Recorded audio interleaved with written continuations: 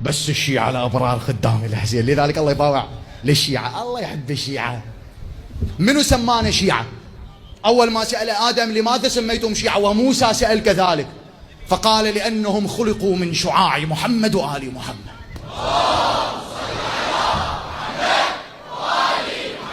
الله سماكم شيعة بالعافية عليكم. إبراهيم مر بالخيل بنفس المكان، تعثر، الخيل طاح وهو طاح، شج راس إبراهيم، يعني طبر الخليل. قال له إلهي أذنبت ذنبا، قال له مثل ما قال الآدم، قال له هنا يقتل هنا كذا، وسال دمك موافقة لدمه، مثل ما قال له المن الآدم. قال له من قاتله، مثل ما قال آدم، قال قاتله لعين أهل السماوات والأرض. قال له ايش اسمه، قال له يزيد. ركزوا لي هنا، أنا لقيت كل الروايات كل الأنبياء المرة ويقول لهم العنوه 4 مرات، مو مرة ليزيد، ما أدري ليش الله خلى رقم 4. فقال له يزيد قاتله، قال ماذا أفعل، قال العنه 4 مرات، العنه 4. فقال إبراهيم لعن الله يزيد، لعن الله يزيد، لعن الله يزيد، لعن الله يزيد.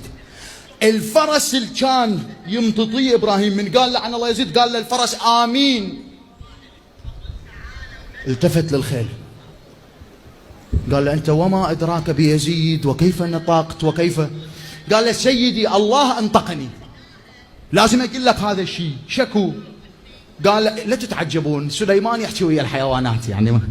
قال خلي أقول لك شيء، شكو يا حصاني، قال كنت أفتخر بركوبك عليه، أقول نبي الله صاعد على ظهري، عندما وقعت عن ظهري شعرت بالخجل، ولما سمعت الله يقول لك يزيد هو السبب اللي خلاك تطيح، أنا عرفت بأن اللي خلاني أخجل يزيد، فقلت اللهم آمين العن يزيد، خلاني أخجل منك. هذا بالنسبة لإبراهيم. إجا إسماعيل ذبيح الله، مر من هناك شاف الخروف ما يشرب، عنده خرفان، قال اشربوا، هذا الفرات عذب، هذا مهر الزهرة. قالوا له لن نشرب الماء، الله انطقهم. قال ليش؟ قالوا يقتل الحسين عطشانا وتريد منا أن نشرب الماء. هذا إسماعيل ذبيح الله. نبي الله عيسى مر مع الحواريين، شاف أسد خرج له من خلف النخيل وقال لن تمروا من هنا. قال لماذا يا أسد؟ قال حتى تلعنوا يزيد قاتل الحسين، فلعنه 4 مرات فابتعد الأسد. تذكروا لي الأسد راح نحتاجه يوم العاشر، اللي يقول هذا خرافة الأسد موجود. كان الأسد يعني لما نادته مولاتي فضة وقالت له تعال دافع عن الحسين، موجود هو بكربلاء.